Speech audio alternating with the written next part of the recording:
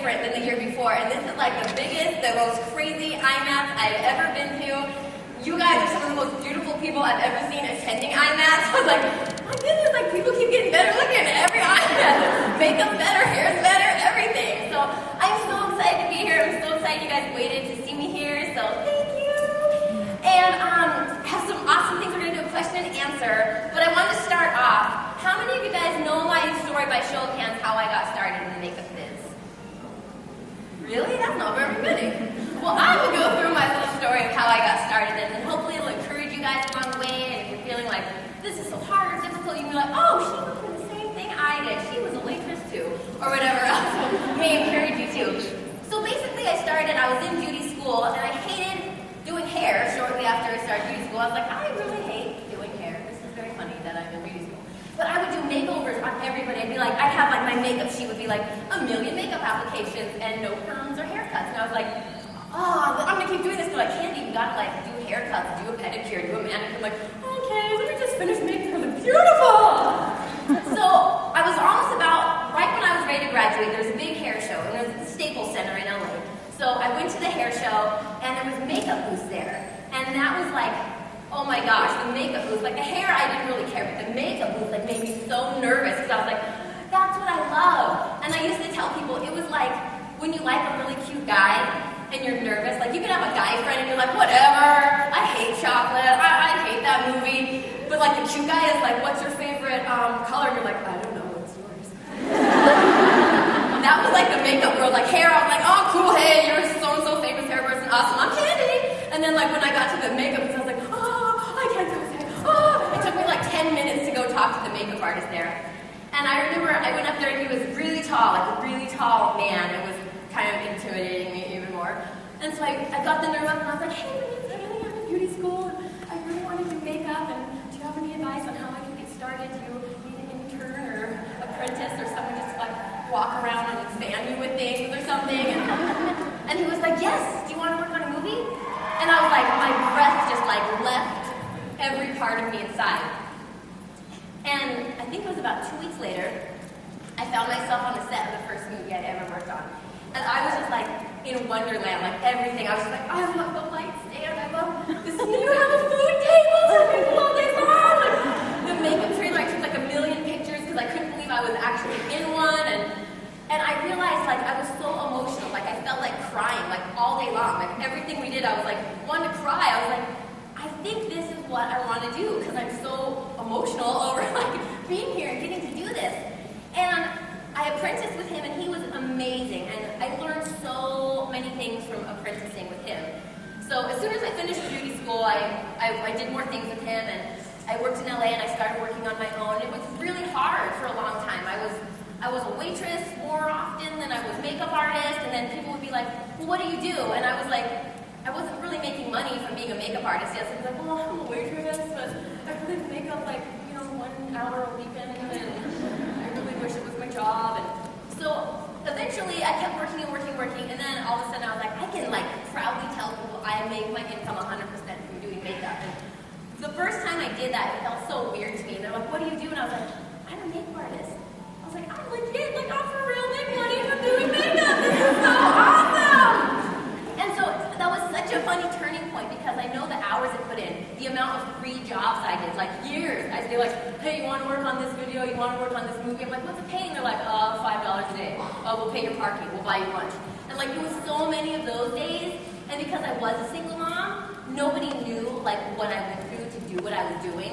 Where we were at this one shoot, and they were like, oh, the lighting, we're setting up the lighting again. We're going to like run an hour or two over.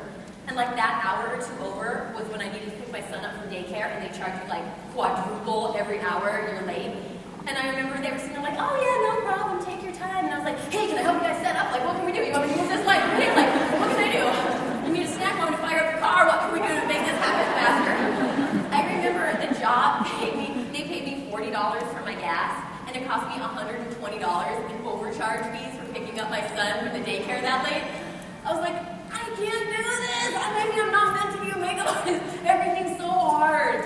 And I want you guys to know that it was something that was so important to me and something that I kept going after no matter what doors were slammed in my face, no matter how many jobs I didn't get paid from. I just kept going. There was that fire in my belly that said, no matter what, I'm going to keep making this happen. No matter how many times I would call agencies. And this is the funniest thing. I first would call agencies, like when I first moved to LA for like the first couple years, and I'd call them like, hey, I'm a makeup artist, can I bring in my portfolio? And it was like, this was like so back like in the day when like people really had portfolios. Like nobody has the portfolio books anymore, like, but I did, you know, and I had like this big thing, and it was like pictures I'd taken myself, like pictures from stupid jobs. It was so embarrassing. And then like, well, we're not really interested in representing you because you don't have all these covers of magazines to show you. And I was like, how am I going to get a cover of a magazine if you don't give me a job to cover a magazine? Like, this is not going to work. So the funny thing, I was like, fast forward like 10 years later, the same agency I used to call all the time and get like shot down and hung up on, they called me like, we'd really like to represent you. And they were like, I'm such a forgiving person, but like, I was like, you hung up on me and made me feel so horrible so many times. Like, let me think about that. I'll get back to you. And so I want you guys to know that if makeup is your passion, if it's something you love, and I've been doing it on my sister since like my poor sister was little. I don't know where she's at, but she was like my victim of doing makeup. Like, let me do your makeup and then we'll take pictures. And it would be like the worst makeup you've ever seen. I'd make her hair all crazy. I'm like, okay, now pose on my bed. And we're like, move the curtains. And it's just horrible. And I would do it to my mom and like my sister's friends. It was just horrible. So I want you guys to know, like, if you've had this love, if this is something you want to do, keep at it. Don't let go of it, because makeup is so much more than the superficial. Oh, you know, you just slap on too much makeup. It's such, people always say it's such a vain thing. It's so superficial. And I say, no, it's not. You don't know the power that makeup has to transform somebody's confidence and their personality. If you're working on a movie, you are the first person that begins that character transformation process for an actor or an actress. You're the one that makes them feel, I feel like a beautiful, confident person. Or if you're in special effects, I feel like I'm a scary baby monster. Or, you know, it's whatever is that beginning phase.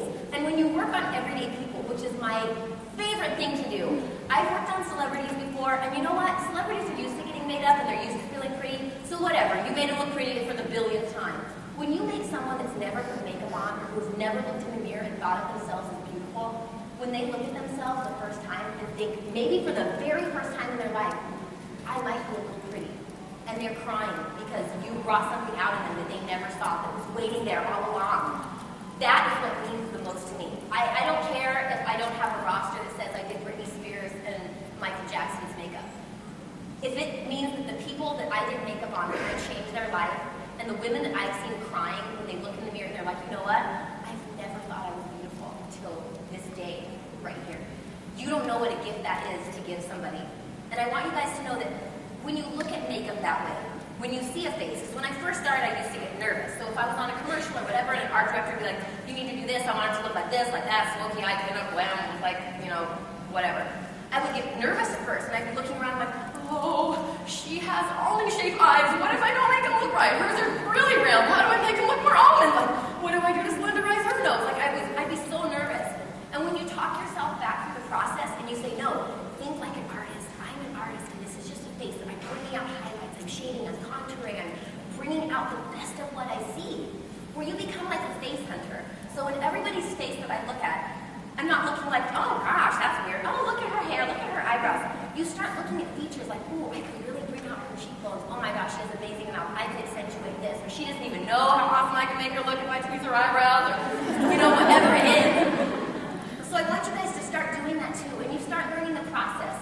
Even when you're looking at your own face and you start looking like, oh, I hate my chin, I think it's too big. Oh, I better make it look darker because the light makes it look bigger. Or, you know, you start just thinking differently.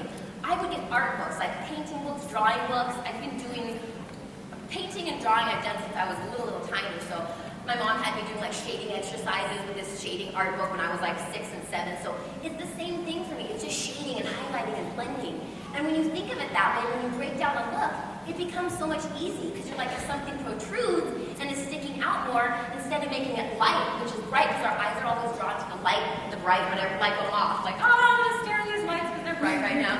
The same thing happens whenever you want to accentuate it, make it lighter and brighter, and whenever you want to decrease and make it go away, you make it darker and like moving it into the shadows. Like me personally, I think my chin is kind of weird. Maybe nobody else does, but I'm always like, I'm going to make that look a little darker. We're not going to highlight that, baby. Or my forehead is gigantic. Like I could write letters on my forehead. But I'm just going to like shade all this to make it look a little smaller than it already is. And lovely people on YouTube make me extra aware of all the things. I'm like, oh, I know my nose looks like this. Like, I know I talk like that too, okay? Like, I'm fully aware I talk like 20 octaves higher than most people. Like, I know these things. So, and I want to send a message too. How many of you guys are on YouTube that make videos and things? So a few of you guys. If you guys are on YouTube and you're getting haters and you're getting people say stuff, it's the nature of the beast of YouTube. You bring out the bravery of people that are ready to hide behind computers and be crazy and evil, and you don't know who they are. Just ignore it, just block and delete. Every guru on YouTube deals with the same thing. I mean, some of them have really strict policies. They approve every comment and they get like millions of views. I'm like, I got 4 kids. I don't have time to spend 8 hours a day like approving comments and crazies in there, like flagging or spam, I don't know. But I just wanted to encourage you guys, if it's not even just haters from YouTube, if you guys have people in your life that are discouraging to you, that say makeup isn't a real job, you're not going to make any money, please don't listen to them, because I have so many friends that make so much money from doing makeup, but they are the ones, you have to live it and breathe it. I know people that are like, I didn't just work, I tried to make makeup and it's like not working, there's a recession, there's a this. I have friends that are making more money now than they did a few years ago when the economy was better. You have to think creatively. Everything you have to do needs to think creatively. Think about your business. Think about how you can market yourself. If it's bad, there's weddings all the time. People are always getting married. Start doing wedding makeup. Branch out whatever you need to do, wherever you need to do it, but let it be your fire, the thing that you want to do. When I was in high school, I would ask all my friends, like, oh, are you guys going to prom? I'll do your makeup for prom, And so you can think about all these little things, ways to get started, and that, like, it's just like a little garden for your creativity to keep you going and going. And then the greatest thing now is YouTube has been such a blessing to me, like such a gift to me, that I've been able to touch lives. And I'm not going to say that I think I'm special, but I think I have the most amazing followers, and I don't even like the word fans because it just sounds weird to me, but I feel like you guys are like my family that leave me comment and support, and I don't want to say I have better ones than everybody else on YouTube, but I really think you guys are better than a lot of other people's followers. I'm so glad you guys see it, that what I teach is more than makeup. Like, if somebody just came up with like, oh man, that tutorial about the eyeshadow or that Snow White look is the best I've ever seen, I love it and it's such a compliment to me. But when people come up and are like, you inspired me to do this, you make me think about this, or that means so much to me, you don't even know. And that has been like my reason for continuing to do YouTube and inspire people. And there's a beauty that can be said. It's pretty much an unspoken beauty. And it's funny because there's a lot of people in the beauty community now. There's a lot of beauty bloggers. There's a lot of people everywhere. And sometimes the business of beauty has some of the ugliest people I've ever seen. And I don't mean ugly as in how you look, but ugly as in how you treat people and how you behave. And I just want you guys to know that some of the makeup artists and anybody in general that have gone on to be the most successful in the world are the ones that are kind and you love people and you are open to people and you're not judgmental. And I just witnessed a lot of people, and I'm like, we're in the business of making people feel beautiful, but you are making people feel horrible and disgusted and like you're better than everybody else. And I want you guys to realize, like, embrace people. When you have somebody in your chair to do your makeup, or even if it's just you, and you're there, speak something about life. Don't start tearing everything down about you or the person. Confidence is at an all-time low with everybody. So if you guys can not just make somebody feel good by putting their makeup on, but if you can tell somebody something like, you're beautiful today, or I think your eyes are awesome, or you have the cutest purse, or whatever it is, know that that is going to make you so much more beautiful. That's when I say, like, you can be beautiful in a pitch black room because people can feel your beauty, not just see it. So I just want to thank you guys so much for giving me awesome comments, for commenting, and for seeing that I'm more than just like, oh, I'm going to give you an awesome tutorial, and I'm going to like complain about all these products I hate. Like, I want you guys to know, like, I'm so excited. I'm just excited you guys are here. I thought like 2 people were going to show up, so I'm so excited that they're here. Okay, first of all, I want to say, how's Cupcake doing? She's good. She's somewhere. I don't know where, but my mom's holding her somewhere. Okay, secondly, I wanted to ask, what is like your main source of like how you got name recognition and how you got yourself out there, and what did you do, besides that first time? Well, you mean on YouTube or when I just started in the makeup industry? In the makeup industry, mostly. Oh my gosh, it's so much work. It takes years. You're not going to start making money overnight. You're not going to start... there's fluke things where people are like, bam, next month I started working in movies and TV and things like that. But my story, it took me a really long time. And it was like everybody. I just started telling everybody I'm a makeup artist. Like, how was I going to get jobs telling people I was a waitress? Like, really? Like, they're like, oh, cool, yeah, I know a restaurant that's hiring. Like, I had to start telling people I'm a makeup artist. This is what I do. And they're like, oh, yeah, my friend works here. They have a TV show. They're the director of this show. They can hire you on this. And so I was like, what? You're my friend that works at a dentist. Like, how do you have a friend that's a producer? Like, what? Like, just start telling everybody, work hard. Don't stop. Start on everything small. Do things for free. Work for no money. And then people are like, I worked with this great girl who was so happy. We'll take her here. Be happy and nice. The first person that has an attitude, I used to have apprentices. Attitude, I'd never hire you again. I would never have it on set. You ruin energy. People hate it. So just be happy and tell everybody you're a makeup artist. Okay, thank you. You're welcome.